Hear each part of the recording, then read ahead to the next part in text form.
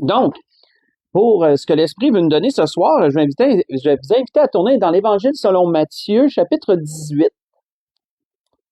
Évangile selon Matthieu, chapitre 18. On va lire à partir du verset 21 jusqu'au verset 35. Donc, l'Esprit veut nous faire plonger les regards ce soir dans une parabole que notre Seigneur a donnée et aussi l'introduction, le préambule qui a mené à la parabole. Dans l'Évangile selon Matthieu, chapitre 18, à partir du verset 21 jusqu'au verset 35.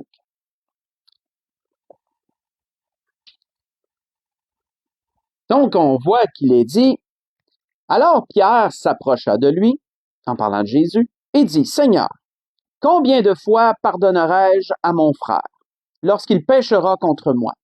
Sera-ce jusqu'à 7 fois? » Et Jésus lui dit, « Je ne te dis pas jusqu'à 7 fois, mais jusqu'à 70 fois 7 fois. » C'est pourquoi le royaume des cieux est semblable à un roi qui voulut faire rendre compte à ses serviteurs. Et quand il se mit à compter, on lui en amena un qui devait 10 000 talents. Et comme il n'avait pas de quoi payer, son maître ordonna qu'il soit vendu, lui, sa femme, ses enfants, et tout ce qu'il avait, et que la dette soit acquittée. Le serviteur, se jetant à terre, se prosterna devant lui et dit, « Seigneur, aie patience envers moi, et je te paierai tout. » Ému de compassion, le maître de ce serviteur le laissa aller et lui remit la dette. Après qu'il fut sorti, ce serviteur rencontra un de ses compagnons qui lui devait 100 deniers. Il le saisit et l'étranglait en disant, « Paie ce que tu me dois. » Et son compagnon, se jetant à terre, le suppliait, disant, « Aie patience envers moi et je te paierai. » Mais l'autre ne voulut pas, et il alla le jeter en prison jusqu'à ce qu'il ait payé ce qu'il devait. Ses compagnons, ayant vu ce qui était arrivé, furent profondément attristés, et ils allèrent raconter à leur maître tout ce qui s'était passé. Et alors le maître fit appeler ce serviteur et lui dit, « Méchant serviteur, je t'avais remis en entier ta dette, parce que tu m'en avais supplié. Ne devais-tu pas aussi avoir pitié de ton compagnon comme j'ai eu pitié de toi? » Et son maître, irrité, le livra au bourreau jusqu'à ce qu'il ait payé tout ce qu'il devait. C'est ainsi que mon Père céleste vous traitera si chacun de vous ne pardonne à son frère de tout son cœur. On va arrêter ici. Donc, comprenons premièrement le préambule qui est ici la question de Pierre qui a amené cette parabole. Et vous savez, la question de Pierre, il faut se remettre vraiment dans le contexte de l'époque. Souvenons-nous que les Juifs n'avaient connu que la loi. C'est la loi la loi de Moïse, je parle, là, qui avait dirigé leur vie de génération en génération depuis beaucoup d'années. Et donc, quand on prend cet aspect-là des choses, la question de Pierre s'éclaircit un peu. Parce que Pierre demande, combien de fois devrais-je pardonner à mon frère? Sera jusqu'à 7 fois. Pourquoi demandait-il cette question, frères et sœurs? C'est premièrement parce que je ne sais pas si vous le saviez, mais le pardon selon la loi n'était pas une obligation. Le pardon était optionnel selon la loi. La loi, elle se concentrait sur la justice et, je l'ai noté, sur la justice et également sur la rétribution. La loi tournait alentour de ce concept. Le concept de justice et le concept de rétribution. De sorte que si quelqu'un te faisait quelque chose selon la loi, tu avais le droit de demander justice, de réclamer, pas rien de demander, de réclamer justice et de réclamer rétribution. Même la loi, elle te permettait même jusqu'à un certain point de te venger, qu'on pourrait dire. Jusqu'à un certain point. Il ne fallait pas dépasser le cadre de la loi parce que pour toutes les différentes choses qui pouvaient arriver, la loi avait une prescription. Mais la loi te permettait de demander justice, elle te permettait de demander rétribution si quelqu'un t'avait fait du tort de quelque façon que ce soit. Souvenons-nous de l'adage œil pour œil, dent pour dent. Et même la loi te permettait de te venger jusqu'à un certain point. Souvenons-nous que si quelqu'un était tué par mégarde, ben la personne qui avait tué l'autre par mégarde devait se sauver parce qu'il y avait une personne qui était désignée pour être le vengeur du sang et lui, il avait le droit d'essayer de tuer la personne qui avait tué un membre de sa famille jusqu'à ce que la personne en question puisse se réfugier dans une ville de refuge. Et là, elle ne pouvait plus être atteinte. Mais sinon, la personne qui avait un membre de sa famille qui avait été tué, ben, pouvait tuer l'autre. S'il se rendait pas à une ville de refuge, il pouvait le tuer, puis il était dans son droit, selon la loi, il était dans son droit. Mais comprenons bien une chose, le pardon n'était pas interdit selon la loi. Comprenons bien cela. Le pardon n'était pas chose interdite. Même le pardon était valorisé. Quelqu'un qui pardonnait, c'était vu comme wow, c'était vraiment vu comme une grande chose. Sauf qu'il n'était pas obligatoire. Le pardon n'était pas obligatoire. La loi prescrivait la justice et la rétribution. Et donc, quand on comprend ça, frères et sœurs, et qu'on voit Pierre demander à Jésus, combien de fois devrais-je pardonner? Serais-je jusqu'à 7 fois? Ben, on peut s'imaginer que Pierre se trouvait vraiment généreux. Pierre se trouvait sûrement très généreux de dire au Seigneur, il faudrait-tu que je pardonne jusqu'à 7 fois? Surtout que la loi me demande même pas de pardonner. Elle ne m'oblige pas à le faire. Donc, 7 fois, là, ça fait de moi quelqu'un de vraiment patient, là. C'est de vraiment tolérant. Et on peut s'imaginer qu'il doit sûrement avoir tombé en bas de sa chaise, expression bien sûr, lorsque Jésus lui a dit que le pardon devait être infini, qu'il n'y avait pas de limite au pardon. Il a sûrement tombé en bas de sa chaise. La langue, il a sûrement tombé à terre, là, pendu à terre, là, dire, ben voyons donc. Et là, on voit que Jésus, pour illustrer ses dires, pour illustrer sa réponse, vient avec cette belle parabole qu'on vient de lire. Et cette parabole, elle est vraiment profonde, frères et sœurs. Elle est vraiment profonde parce qu'elle nous, comment je pourrais dire, elle nous dévoile beaucoup de choses. Lorsqu'on sait lire au-delà de l'histoire, là, elle nous dévoile beaucoup de choses. Elle nous dévoile, premièrement, quoi? Elle nous dévoile la condition de l'homme vis-à-vis de Dieu. C'est premièrement ce que cette parabole nous dévoile. Quand on regarde du verset 23 au verset 25, on l'a lu, mais on voit une personne, parmi les serviteurs de roi, on voit un roi qui représente Dieu, bien sûr, et on voit parmi les serviteurs de ce roi quelqu'un qui lui devait 10 000 talents.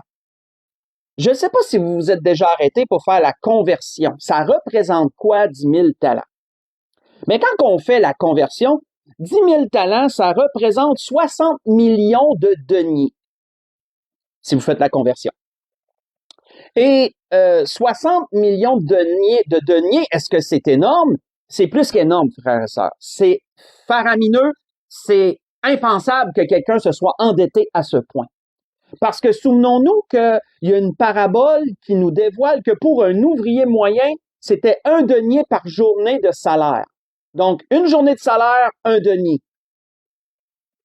Savez-vous comment ça prend de temps pour payer 60 millions de deniers si on tient en compte qu'un denier, c'est une journée de salaire? Ben, je l'ai calculé aussi, bien sûr, pour un peu nous imaginer encore plus la chose. Ça prendrait à quelqu'un 164 000 années de travail pour payer ça. Si on compte qu'un denier, c'est une journée. 164 000 années. Qu'est-ce que ça nous explique, ça, frères et sœurs? Ben, ça nous explique qu'il n'y avait aucune chance dans sa vie à cet homme-là de rembourser ça. C'était impossible à rembourser. Même s'il a dit au roi, il dit, je vais te payer tout. Aie pitié de moi, je vais tout te payer. Ben, c'était des paroles en l'air, puis le roi le savait. C'était impossible. Même si lui, ses enfants étaient emprisonnés, comme le roi avait dit, même à eux autres, ils pourraient même pas payer ça. Et même si sa descendance, ses enfants, ses arrière-petits-enfants, etc., prenaient la dette de ce gars-là sur leurs épaules par la suite, ils ne seraient même pas, toute une génération ne pourrait même pas payer ça. Donc, on voyait quoi, premièrement? Qu'est-ce que Jésus a voulu nous illustrer d'un premier temps? C'est que Jésus a voulu illustrer la condition de l'homme vis-à-vis de Dieu. la condition d'endettement, entre guillemets, de l'être humain vis-à-vis de Dieu. L'être humain a au départ une dette envers Dieu dont il ne peut s'acquitter. C'est ce que ça nous dévoile. Un endroit que j'aime bien aller relire pour illustrer ça, c'est dans l'Ancien Testament. Faites juste écouter, ce sont les fils de Corée qui ont exprimé ça dans l'un des psaumes. Et voici ce que les fils de Corée disaient, puis ça met vraiment le doigt sur ce premier aspect de la parabole de notre Seigneur. On voit que les fils de Corée disaient, ils, en parlant des hommes, ont confiance en leurs moyens, en leurs biens. Ils se glorifient de leur grande richesse, pour ceux qui en ont. Ils ne peuvent se racheter l'un l'autre, ni donner à Dieu le prix du rachat. Le rachat de leur âme est cher et n'aura jamais lieu. Voyez ça dans le psaume 49, ce que je vous ai lu, à partir du verset 7 jusqu'au verset 9. Les fils de Corée illustraient, ils disaient dans ce psaume exactement ce que Jésus illustrait ici. Que l'homme ne peut pas se racheter lui-même vis-à-vis de Dieu. L'humain, l'homme et la femme, sont déchus. Ils sont voués à la perdition. Nous sommes pécheurs, nous sommes perdus, nous sommes voués à la perdition. Nous ne pouvons pas nous racheter devant Dieu. On ne peut pas, on n'a rien à donner à Dieu qui puisse égaliser la valeur de notre âme, en d'autres termes. Comme cet homme qui, même dans une vie, même dans 10 vies, n'aurait jamais pu payer la dette qu'il avait. 164 000 ans, c'est long. C'est beaucoup de jours. C'est beaucoup, beaucoup d'années, ça. Donc, premièrement, ça ici qui est très intéressant, lorsqu'on met tous ces chiffres compréhensibles pour nous, on voit premièrement cet aspect-là très clair. Ensuite, on voit quoi? Bien, ensuite, on voit que la personne en question, elle sait qu'elle ne peut pas rembourser ça, là. Ce serviteur-là sait qu'il est impossible et impensable que ce soit remboursé. Il va mourir en prison. Souvenez-vous ce que le roi a dit. Le roi a dit, je vais te mettre en prison, toi, ta femme, tes enfants, jusqu'à ce que la dette soit acquittée. Ça veut dire que tout le monde allait mourir en prison, somme toute. C'est ça que ça voulait dire. Parce que jamais dans une vie, malgré, même ces personnes-là tout ensemble, ne sauraient pas payer la dette. Et donc, on voit que ce serviteur-là se voyait condamné, puis il voyait toute sa famille condamnée aussi. Mais on voit qu'il s'est jeté aux pieds du roi et il a imploré d'avoir de la patience envers lui, qu'il allait tout y payer. Comme je l'ai mentionné au départ, tu sais, des paroles en l'air, il n'aurait jamais pu payer ça. Mais on voit que il semblait tellement misérable, tellement sincère, que le roi lui a pardonné. Le roi lui a remis sa dette qui était colossale. Il lui a acquitté, il l'a acquitté, il a annulé la dette qui était colossale. C'est ce qu'on voit par la suite. Et ça, Jésus, par ce deuxième point-là, il illustrait comment Dieu est miséricordieux envers l'humanité et comment Dieu est prêt à pardonner les hommes. Dieu est prêt à annuler la dette que chaque être humain a vis-à-vis de lui pour aussi peu qu'une personne vienne se jeter à ses pieds, au sens figuré, parce qu'on ne voit pas Dieu, et qu'il accepte Jésus comme son sauveur et Seigneur, qui est le moyen de payer la dette. Pourquoi? Parce que Dieu a déjà pourvu au paiement de la dette à travers Jésus-Christ. C'est le deuxième point que Jésus voulait illustrer. La miséricorde du roi, qui représente Dieu, et comment Dieu est prêt à annuler la dette d'une personne. Autrement dit, il est prêt à renouer une relation avec cette personne-là pour aussi peu qu'elle reçoive Jésus comme son sauveur et Seigneur. On voit que, faites juste écouter toujours, l'apôtre Paul avait parlé de cela, de la grandeur du salut, de la grandeur de la grâce que Dieu offre à tout être humain, en disant ceci, en disant, mais Dieu qui est riche en miséricorde à cause du grand amour dont il nous a aimés, nous qui étions morts par nos offenses, endettés vis-à-vis de Dieu, il nous a rendus vivants avec Christ. c'est par grâce que vous êtes sauvés. Ce que je vous ai lu, c'est dans Éphésiens chapitre 2, j'ai lu le verset 4 et le verset 5. L'apôtre Paul parlait aux Éphésiens du grand amour dont Dieu a aimé l'humanité, Jean 3, 16. Car Dieu a tant aimé le monde qu'il a donné son Fils unique. Vous connaissez la suite. Et également, il a dit quoi? Il a dit, c'est par grâce que vous êtes sauvés. Qu'autrement dit, le roi n'avait aucunement l'obligation d'annuler la dette, aussi misérable que l'état de cette personne, aussi misérable que cette personne était dans l'état qu'elle était. Le roi avait aucune obligation envers lui. Le roi a agi pleinement par grâce et pleinement par miséricorde, tout simplement. Et on voit quoi par la suite? Par la suite, on voit une troisième chose. On voit un troisième point. On voit que le serviteur qui a été gracié rencontre une autre personne qui lui devait quelque chose, qui lui devait 100 deniers.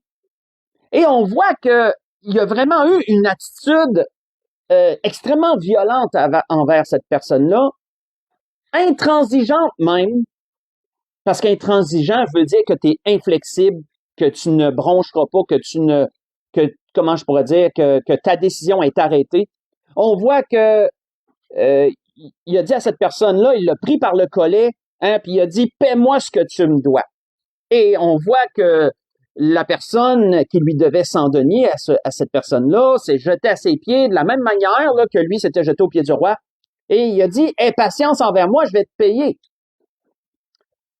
Et on voit que, pourquoi je parle d'intransigeance, mais on voit que c'est parce que la personne qui a été graciée au départ, ben, elle a jeté cette personne-là en prison jusqu'à ce que sa dette soit acquittée. Et pourtant, sa dette était pas impayable, là. 100 deniers, là, ça équivalait, je l'ai calculé, là, ça équivalait à peu près à quelques mois.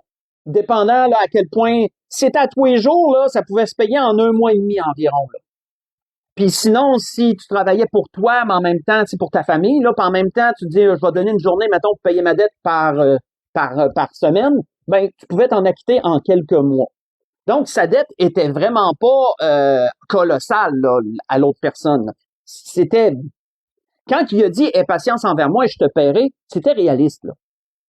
Cette personne-là était vraiment capable de rembourser le premier qui a été gracié. Mais on voit qu'il a été inflexible, il a été intransigeant, aucune négociation, aucune chance. Il l'a jeté en prison, puis tu vas payer la dette que tu me dois. Et on voit que on pourrait se demander au départ pourquoi il a été violent comme ça, pourquoi il a été intransigeant comme ça. Est-ce que c'est parce qu'il était pauvre puis qu'il en avait absolument besoin, puis que genre ça y prenait là, puis c'est pour ça qu'il a vraiment mis beaucoup de pression sur la personne?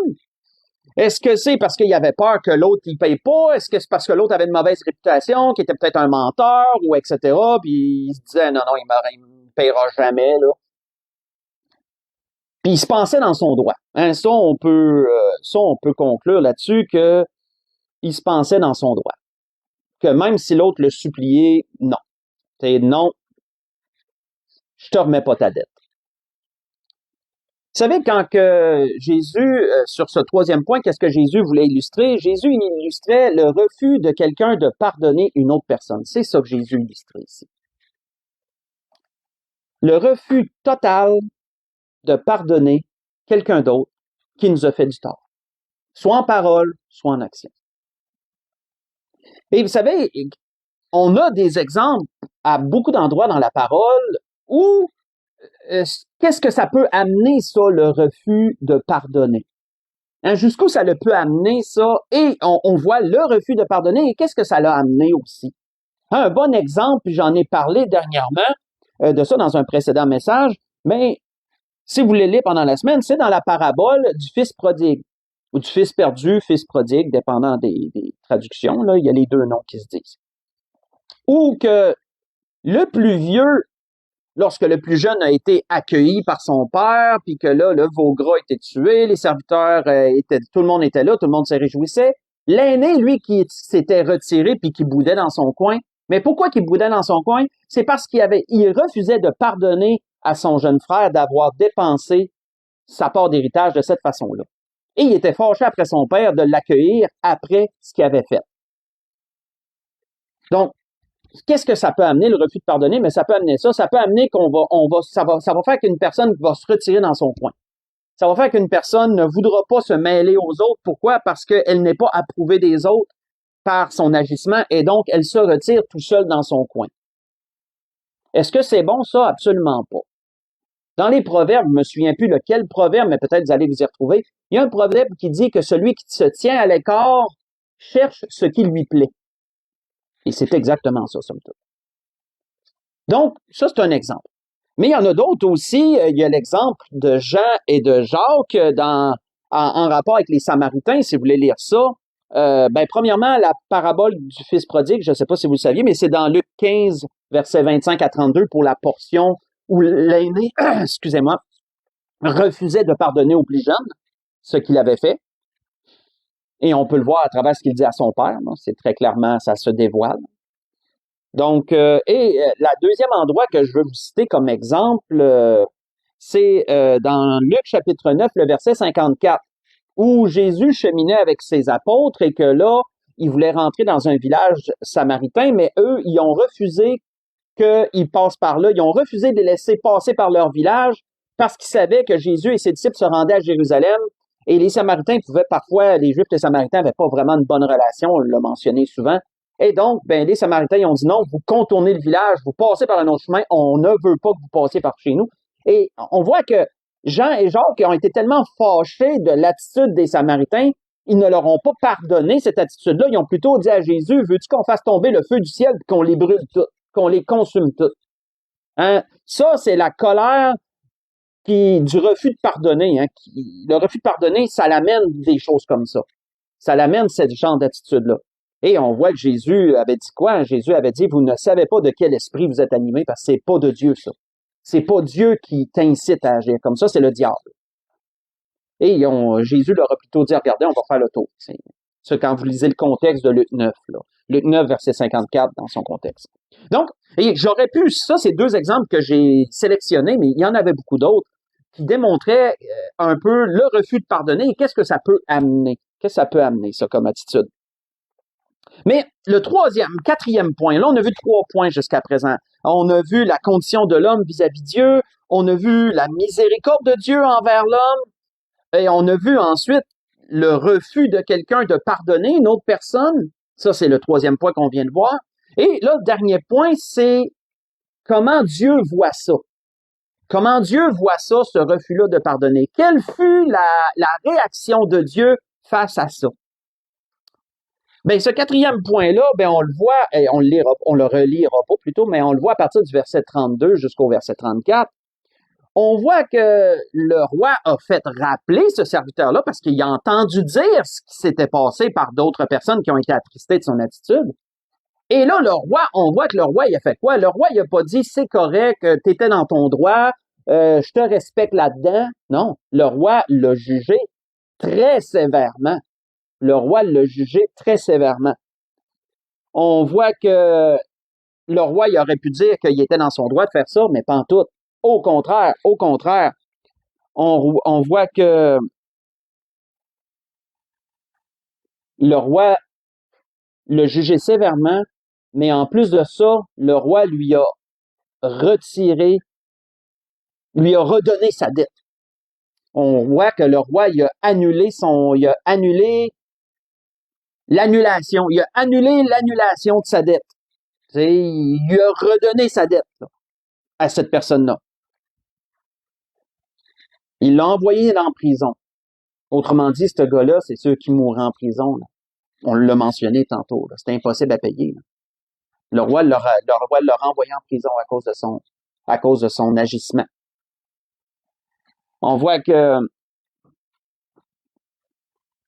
selon le roi, cette personne-là n'avait pas le droit d'agir comme ça. Pourquoi? Parce que le roi, il dit, toi, tu avais une dette envers moi qui était impossible à payer. Je te l'ai redonnée. À cause de ça, par devoir, tu aurais dû faire la même chose.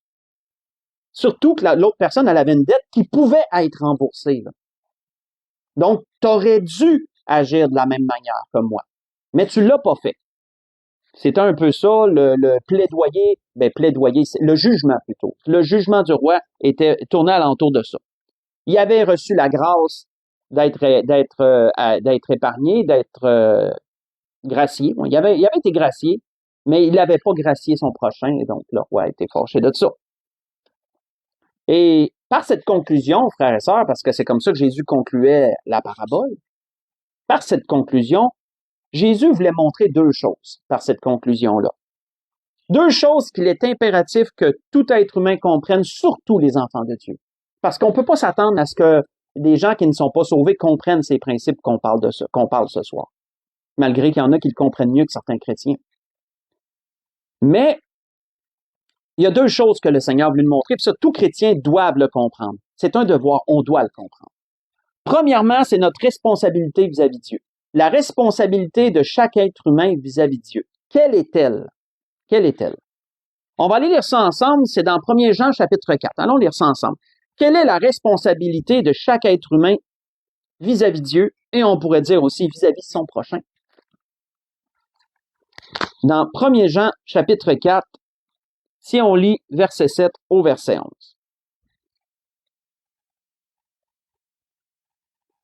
Et ce premier point-là, comme je l'ai mentionné, c'est quelque chose que nous devons comprendre en tant que chrétiens. Nous devons. Pas peut-être, non, nous devons le comprendre. On voit qu'il est dit dans 1 Jean chapitre 4, versets 7 à 11. Jean dit, bien-aimés, aimons-nous les uns les autres, car l'amour est de Dieu, et quiconque aime est né de Dieu et connaît Dieu. Mais celui qui n'aime pas n'a pas connu Dieu, car Dieu est amour. L'amour de Dieu a été manifesté envers nous, en ce que Dieu a envoyé son Fils unique dans le monde afin que nous vivions par lui. Et cet amour consiste non point en ce que nous avons aimé Dieu, mais en ce qu'il nous a aimés et a envoyé son Fils comme victime expiatoire pour nos péchés. Bien-aimés, si Dieu nous a ainsi aimés, nous devons aussi nous aimer les uns les autres. Donc, ce premier point, c'est que nous avons une responsabilité envers notre prochain à cause de ce que Dieu a fait pour nous. Dieu, à travers son Fils, a payé notre dette. Dieu nous a pardonné à travers son Fils parce que nous l'avons demandé, parce que nous sommes allés à lui, nous nous sommes jetés au pied de la croix, sans se figurer, mais dans notre cœur, dans notre esprit. Nous avons reçu Jésus comme notre Sauveur et Seigneur. À travers cela, nous avons imploré Dieu de nous pardonner, de nous sauver. Et Dieu l'a fait. Dieu l'a fait. À cause de cela, nous avons une responsabilité vis-à-vis de notre prochain, qui est la même que nous avons reçue de Dieu, qui est d'aimer notre prochain comme Dieu nous a aimés. Ça, c'est un point impératif à comprendre. On ne peut pas passer à côté. Et est-ce que aimer inclut pardonner? Ben, je vous laisse répondre à ça par vous-même. Mais on voit que l'apôtre Paul l'avait dit aussi aux Éphésiens, ça. L'apôtre Paul avait dit, soyez bons les uns envers les autres, compatissants, vous pardonnant réciproquement, comme Dieu vous a aussi pardonné en Christ. Éphésiens chapitre 4, verset 22. Donc, comme Dieu a eu compassion de toi, aie compassion de ton prochain. Comme Dieu t'a pardonné, pardonne aussi à ton prochain. C'est la responsabilité qu'on a à cause de ce qu'on a reçu de Dieu. On voit que Jésus avait dit ailleurs, faites juste écouter, sur ce sujet, parce que la parabole, c'était le sujet central de la parabole, le pardon. On voit que Jésus avait dit ailleurs ceci, entre autres choses dans le Notre Père, et ça l'amène à un deuxième point. Avant de mentionner ça, c'est un deuxième point à comprendre. Le premier, c'est notre responsabilité vis-à-vis de notre prochain à cause de ce que Dieu a fait pour nous. Mais le deuxième point, c'est que Dieu va nous juger sur cette responsabilité-là que nous avons. Ça, c'est le deuxième point. Dieu va nous juger sur cette responsabilité que nous avons envers notre prochain. Et ça, on le voit, entre autres, dans le Notre Père. dans la prière du Notre Père, où un élément de cette prière dit « Pardonne-nous nos offenses, comme nous pardonnons à ceux qui nous sont offensés. » C'est la prière qu'on offre à Dieu, ça, là. C'est Jésus qui l'a, c'est le modèle de prière que Jésus a donné. On demande à Dieu de nous pardonner de la même manière qu'on pardonne aux autres. Et on voit que Jésus disait plus loin, après avoir enseigné cela dans une prière, Jésus disait, « Si vous pardonnez aux hommes leurs offenses, votre Père céleste vous pardonnera aussi. Mais si vous ne pardonnez pas aux hommes, votre Père ne vous pardonnera pas non plus vos offenses. » Vous voyez ça dans Matthieu chapitre 6. J'ai lu le verset 12 et ensuite j'ai sauté au verset 14 et le verset 15. Donc Jésus disait très clairement, sans équivoque, si tu refuses de pardonner à ton prochain lorsqu'il t'a offensé, ben Dieu ne te pardonnera pas non plus tes offenses. Et je peux vous dire que des offenses contre Dieu, en une journée, on en fait. On en fait. Même sans s'en rendre compte, on en fait. Si une personne se place dans cette condition-là vis-à-vis de Dieu, comprenons que cette personne-là s'amasse un trésor de colère. Elle s'amasse un jugement. C'est comme quelque chose qui s'accumule sur sa tête sans qu'elle voie. Là. Parce que, à partir du temps qu'elle refuse de pardonner une offense à quelqu'un, aussi pire soit-elle, ben Dieu ne lui pardonne plus, là. Jésus l'a dit très clairement. Et donc, à toutes les fois qu'elle va offenser Dieu dans sa vie, c'est une accumulation. Là. C'est une accumulation sur sa tête. Là. Et puis ça peut devenir pesant maintenant. Puis même à un moment donné, Dieu peut décider d'agir là-dedans. Là. C'est pas souhaitable. Personne ne veut se retrouver entre les mains de Dieu de cette façon-là.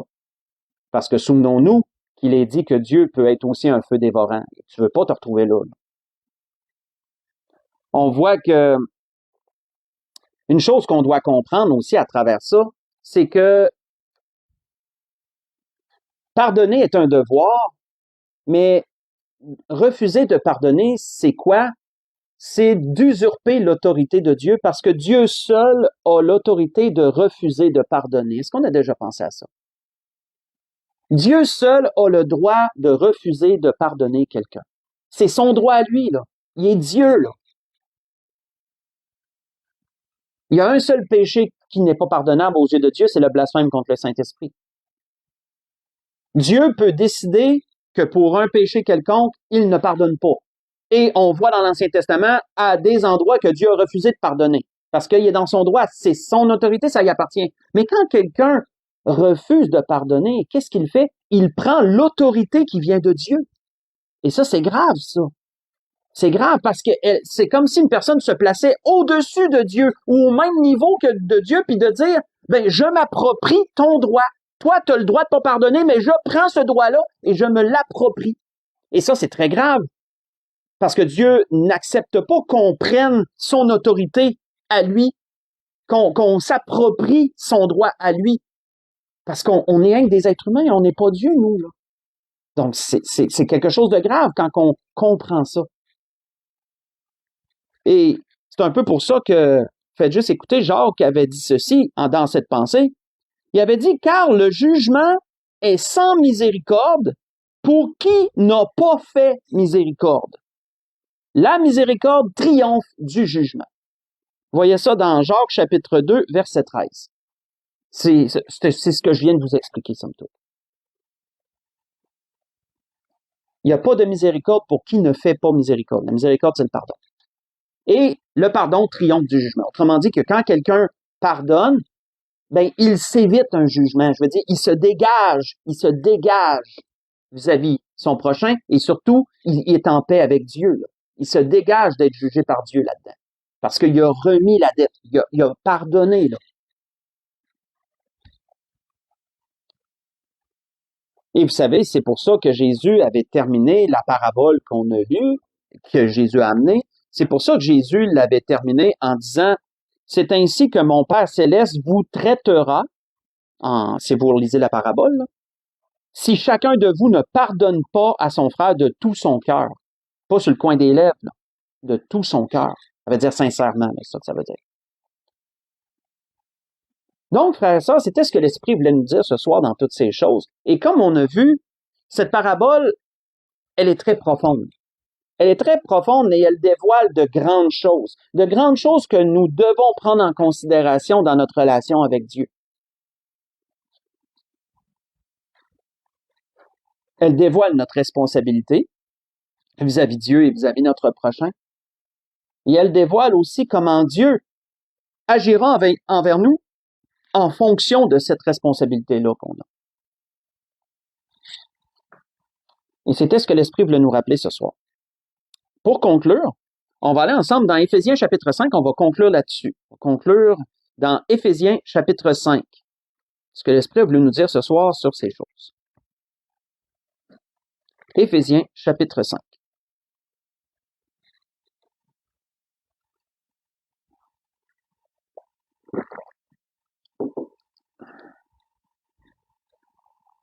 Éphésiens chapitre 5, versets 1 et 2,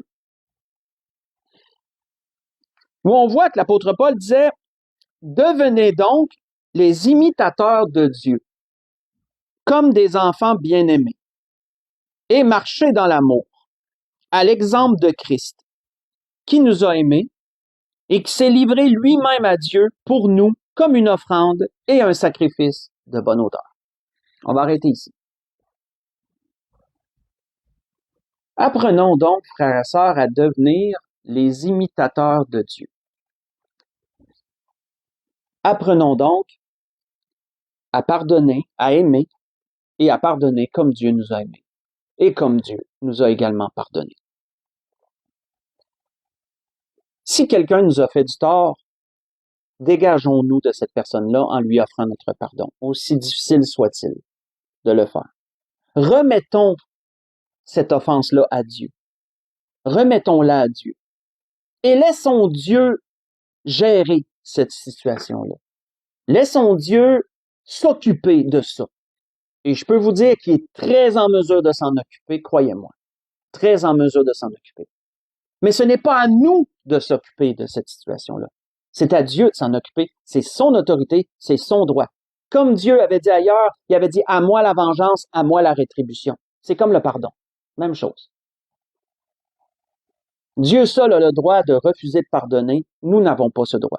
Dieu seul a le droit de se venger. Nous n'avons pas ce droit. Et donc, si nous gardons notre place dans toutes ces choses, Dieu s'occupera de notre cause. Beaucoup mieux que nous, on pourrait le faire. Et ça ne sera pas sur nos épaules, c'est Dieu qui va gérer ça. Si on accomplit notre devoir tel que Dieu nous le demande, on se place sous la bénédiction de Dieu. On se place sous sa protection et sous sa bénédiction, et c'est là qu'on veut être. C'est là qu'on veut être. Mais sinon, on se place sous le jugement. Et ça, ce n'est pas souhaitable pour personne. Donc, c'était ce que l'Esprit voulait nous dire. Dans toutes ces choses, je voudrais vous souhaiter à tous et à toutes une belle fin de soirée. Que le Seigneur vous bénisse, qu'il vous dirige en toutes choses, dans tous vos besoins. Et on va se dire, pour l'Église de l'Espérance, on va se dire à dimanche. Donc, soyez bénis, bonne fin de soirée.